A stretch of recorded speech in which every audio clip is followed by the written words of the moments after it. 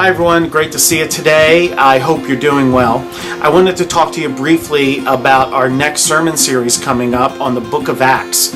And really when we talk about the book of Acts, we're talking about a redefinition of what power is. This morning I was on Reddit. I just opened a Reddit account and I was looking at all the things, all the things you're interested in there. And I came across a feed that it was a political discussion feed, and it says, and it said, on this feed, we are respectful and we say intelligent things, and anyone that doesn't do that can't be on the feed. And I thought, well, that's really interesting, because most political discussions right now aren't really going that way, are they? And so this really isn't about politics. It's really about the question that I saw on this feed, which was very interesting. It said, at what point do you believe we will see a civil war? What will be the breaking point? Now, I'm not predicting a civil war or anything like that, and God help us if something like that would ever happen. But it is an interesting question, because it goes to what is happening in our culture right now. Things are just feeling like there's just this upheaval going on of things. Don't you see that? There's a lot of anger in the air. There's a lot of bitterness. There's a lot of discussions around power. People want power. People feel like if they could get the right person in power positions, then they can control what's going on. And people want power and control. And so there's a lot of tension around power right now. I was reflecting on this, and I thought about what Jesus said to his disciples. In Acts chapter 1, the disciples came to Jesus and they basically said, okay, Jesus, now that you've been resurrected and we've been spending all this time with you, when are you going to restore the kingdom to Israel? And what that was a power question. They said, when are you going to take political power?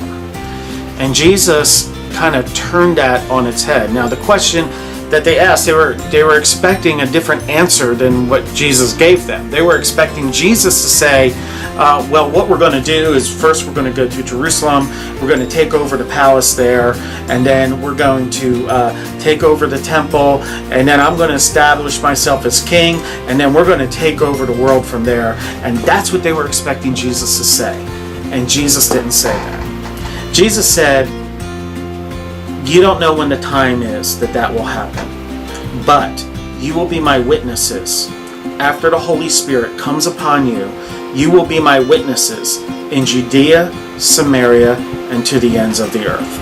Now, what Jesus did there is he turned the power structure upside down. He said, no, you're not going to a temple, you're not going to a palace, we're not going to establish myself as king. I'm going to establish you as witnesses. And you're going to start where you know, and you're going to move out from there to people you don't know. Jesus redefined what power is. And he defined power in the realm of service and love to people. He defined power not something that happens from the top down, but rather something that happens from the bottom up. And so I'm reflecting a lot on the power of the gospel. I know people that I'll speak to about being a Christian, and they'll say to me, well, Christians are all hypocrites, or there's no reality to that, or it's just a fairy tale. But I know Jesus has changed my life, and so I know that this is real. So what would happen if Christians really functioned in godly power, in Jesus' power, in the power of the Holy Spirit? What if power looked like service? What if power looked like love? What if power started from the bottom and worked its way up? What would that look like?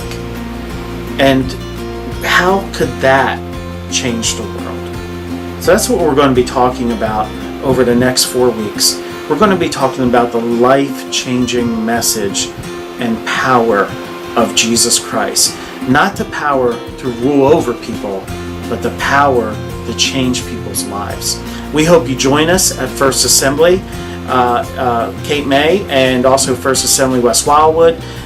In West Wildwood, we meet at 9 a.m. That's at 9 Neptune Avenue. And in Cape May, on Seashore Road, in 168 Seashore Road in Cape May, we meet at 10:30 every Sunday morning. We would love to see you, and we pray that God will bless you today.